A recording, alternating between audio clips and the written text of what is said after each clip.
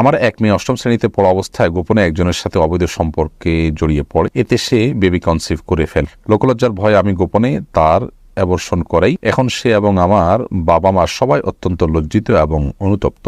আল্লাহর কাছে খাঁটি মনে তওবা করেছি। এখন তাকে আমার জেনার শাস্তি দিয়ে পবিত্র করতে চাই। আমরা জেনার শাস্তি পবিত্র করতে চাই যেন সে আখিরাতে আল্লাহর পাকড়াও থেকে বেঁচে যায়। এ বিষয়ে ইসলামী দৃষ্টিভঙ্গি আপনার কাছে জানতে চাই। বাচ্চা দুধ খেলে মায়ের অজু ভাঙবে কিনা? কোন লোক তার স্ত্রী থাকার পর একাধিক মেয়ের সাথে কথা বলেন, সম্পর্ক রাখার চেষ্টা করেও ফেরানো যাচ্ছে না, স্ত্রী হিসেবে করণীয় কি? বিয়ের পর কি কোনো ছেলের জন্য আগের গার্লফ্রেন্ডের সাথে কথা বলা হালাল হবে বইয়ের অনুমতি ছাড়া? বাবা মা কোনো অন্যায় করলে বা গুনাহ করলে সন্তানের উপর কি কোনো প্রভাব পড়ে? পারিবারিকভাবে বিয়ে ঠিক হওয়ার পর মেয়ের সাথে ফোনে কথা বলা যাবে কিনা? নামাজে সালাম ফিরানোর সময় পাশে থাকা আয়নার দিকে চোখ গেলে কি গুনাহ হবে? আমার স্বামী মারা গিয়েছেন, আমি দ্বিতীয় বিয়ে করতে চাই, কিন্তু কিয়ামতের দিন আমি প্রথম স্বামীর সাথে থাকতে চাই, এটা কি হবে? তখন আমাদের আপনি লিখেছেন সবার সময় বীর্য বিছানা চাদরে পড়লে বিছানা নাপাক হবে কিনা? নাপাক হলে তার করণীয় কি? যদি এটাকে খুঁটিয়ে উঠাতে পারেন তাতেও পাক হবে, আর ধুয়ে ফেলতে পারে সেটা উত্তম। অন্তত ওই জায়গাটা শুধু ধুয়ে ফেললেই কিন্তু পাক হয়ে যাবে, পুরো বিছানা না ধুলেও চলবে। একাম বাহাদুর হাওলাদার আপনি লিখেছেন বাচ্চা দুধ খেলে মায়ের অজু ভাঙবে কিনা? না, বাচ্চা দুধ খেলে মায়ের অজু ভাঙবে না। কাজী ফাতেমা লিখেছেন কোন লোক তার স্ত্রী থাকার পর একাধিক মেয়ের সাথে কথা বলেন, সম্পর্ক রাখার চেষ্টা করেও ফেরানো যাচ্ছে না, স্ত্রী হিসেবে করণীয় কি? স্ত্রী হিসাবে নিজেকে পরিপাটি রেখে যথাসম্ভব তার মধ্যে যদি কোনো প্রকার অভাব থাকে, শূন্যতা থাকে, সেটা দূর করার চেষ্টা করা উচিত। সেই সাথে বোঝানো, ভালোবাসা দিয়ে কিংবা অভিমান করে কিংবা মুরব্বীদের মাধ্যমে বিভিন্নভাবে নরমে গরমে তাকে বোঝানো উচিত। এবং অন্য কারোর মাধ্যমে নিজে কোনোভাবে যদি সংশোধন করা না যায়, তাহলে সেক্ষেত্রে তার পাপের কারণে স্ত্রী তিনি পাপী হবেন না, অপরাধী হবেন না। প্রত্যেকের পাপের বোঝা তিনি বহন করবেন। সবর করে যদি আপনি তার সাথে সংসার করে থাকতে চান, সেটা সুযোগ আপনার জন্য শরীয়ত রেখেছে। আর যদি তার এই দুশ্চরিত্র এটার মাঝে আপনার টিকে থাকাটা কঠিন হয়, আপনার সবরের বাইরে চলে যায়, মনে হয় যে আল্লাহর বিধান লঙ্ঘন করে ফেলবেন, তাহলে সেক্ষেত্রে মুরব্বীদের মাধ্যমে তার কাছ থেকে তালাক নেয়ার এখতিয়ারও আপনার আছে। এর আগে আপনি লিখেছেন বিয়ের পর কি কোনো ছেলের জন্য তার আগের গার্লফ্রেন্ডের সাথে কথা বলা হালাল হবে বইয়ের অনুমতি ছাড়া? গার্লফ্রেন্ড এই শব্দটাই হলো একটা নোংরামির শব্দ। আমরা গার্লফ্রেন্ড বলবো না, বরং বলবো যে তার জেনার সঙ্গী, যার সঙ্গে সে জেনায় লিপ্ত ছিল বা হারাম সম্পর্কে লিপ্ত ছিল, সে অবৈধ বন্ধু, হারাম বন্ধু, তার সাথে কোনো যোগাযোগ রাখা যেতে পারে কিনা? তো বিয়ের পর হোক আর বিয়ের আগে হোক, কোনো মেয়ের সাথে কোনো ছেলে যদি হারাম সম্পর্ক থাকে, তাহলে সেই মেয়ে হোক আর ছেলে হোক, একজন অন্যজনের সাথে হারাম এটা বুঝতে পারার পর, তওবা করার পর, ফিরে আসার পর পুনরায় যোগাযোগ করা এবং সেই হারাম বন্ধু সুলভ যে যোগাযোগ আছে সেটা করা তাদের জন্য জায়েজ নয়। একান্ত নিরুপায় হয়ে কোনো প্রয়োজনে একজন আরেকজনের সাথে যোগাযোগ করতে, সেটা তো অবশ্যই জায়েজ আছে। অতএব বিয়ের পরে যদি চেষ্টা করেন, তাহলে তার অনেক বড় ধরনের খেয়ানত হলো, অনেক বড় ধরনের এটা আমানত নষ্ট করা হলো, তার স্ত্রীর সাথে প্রতারণা করা হলো, এটা জায়েজ নয়। যার কারণে আগের অবৈধ সম্পর্ককে পুনর্জীবিত করা কিংবা একে অন্যের সাথে আবার যোগাযোগ রক্ষা করা, এটা গুনাহের কথা। আব্দুল মামুন আপনি লিখেছেন বাবা মা কোনো অন্যায় করলে বা গুনাহ করলে সন্তানের উপর কি কোনো প্রভাব পড়ে? ভাই আব্দুল মামুন, সন্তানের উপরে প্রভাব পড়ে এ অর্থে যে বাবা মা যদি কোনো পাপে লিপ্ত হন, তারা যদি কোনো পাপ চর্চা করেন, কোনো অপরাধ চর্চা করেন, তারা সন্তানরা সেগুলো দেখতে দেখতে, ছোটবেলা থেকে, শিশুকাল থেকে তারা সেগুলো দেখতে দেখতে অভ্যস্ত হয়ে বড় হওয়ার আশঙ্কা থাকে। এই দিক থেকে তাদের উপরে প্রভাব পড়ায় বলা যেতে পারে। অর্থাৎ অসৎসঙ্গ অবলম্বন করতে করতে করতে করতে তাদের মধ্যেও সেই নেচারটা চলে আসার ভয়, সেই অভ্যাসটা চলে আসার ভয়, পাপের পথে পরিচালিত হওয়ার ভয় থাকে সমূহভাবে। কারণ মানুষ যা শুনে শিখে তার চাইতে দেখে শিখে অনেক বেশি।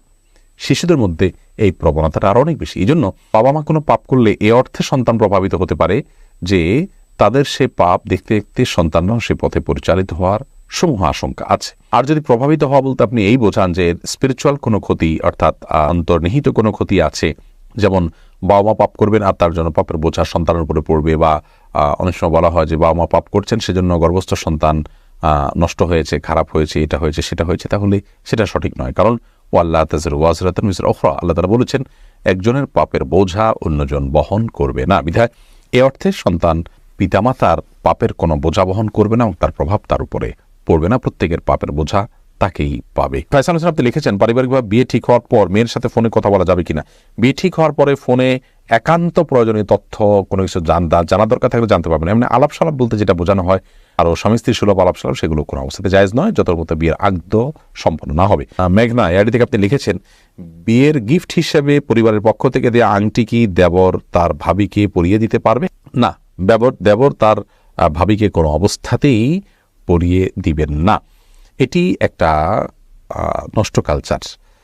আমাদের সমাজে দেবর ভাবির সম্পর্কটাকে মনে করা হয় যে একে অন্যের সাথে খুনসুটি করবে, একে অন্যকে আপনার এই যে আংটি পরিয়ে দেয়া ইত্যাদি এগুলো করবে, এগুলো জায়েজ নয়। ইসলামের দৃষ্টিকোণ থেকে এগুলো হারাম, এবং এই কাজগুলোর মাধ্যমে হাজারো অনাচারের দুয়ার উন্মোচিত হয়, খোলে।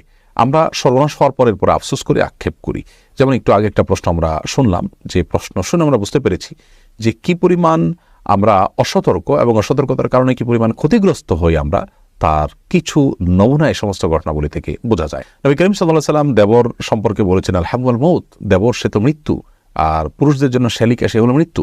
তার থেকে, মৃত্যু থেকে মানুষ যেরকম পলায়ন করে সেরকম দূরত্ব বজায় রেখে সাবধান এবং সতর্ক থাকা উচিত। কারণ হলো এখানে ফিতনার আশঙ্কা থাকে অনেক বেশি। অতএব কোনোভাবেই তার দেবরকে আংটি পরে দেওয়া জায়েজ নয়। তাদের জন্য পর্দা বিধান ফরজ বিধায় এটা যদি একান্ত আংটি পরাতে হয় তাহলে সেক্ষেত্রে পুরুষকে পরাবে, নারীকে পরাবে, এবং মাহরাম কেউ পরাবেন, ভাবি দেবরকে নয়, দেবর ভাবিকে নয়।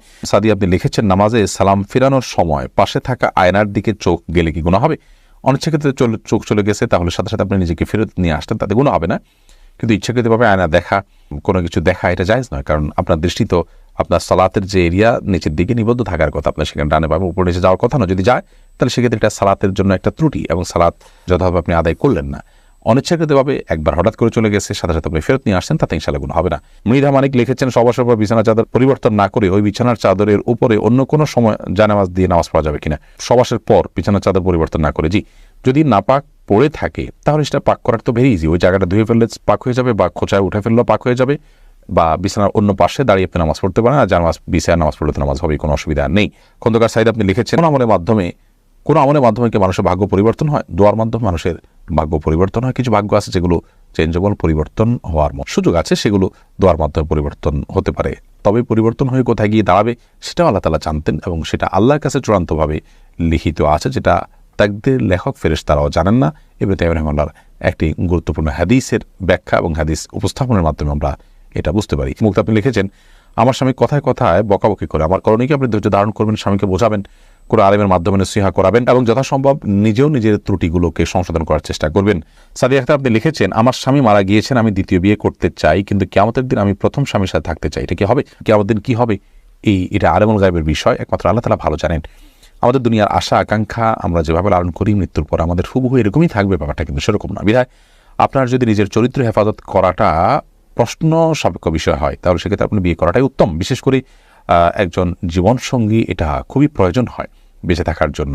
সেই জায়গা থেকে আপনি বিয়েতে আবদ্ধ হওয়া উচিত, এবং আল্লাহ রাব্বুল আলামিন কিয়ামতের ময়দানে কোন স্বামীর সাথে আপনার হাসর করাবেন, শেষ স্বামী হিসাবে তিনি আপনাকে পাওয়ার কথা, তিনি পাবেন নাকি আগের স্বামী পাবেন, এই বিষয়টি সম্পূর্ণ আলেমুল গায়বের বিষয়, আল্লাহ তাআলা ভালো জানেন। এই বিষয়ে কোন হাদিস স্পষ্ট করে আলাদা করে কিছু বলে দেয়নি, যেটা আমি নিশ্চিত করে বলতে পারি, আমি যতটুকু জানি। আল্লাহু বিসওয়াব। আমি একজন বিপর্যস্ত পিতা।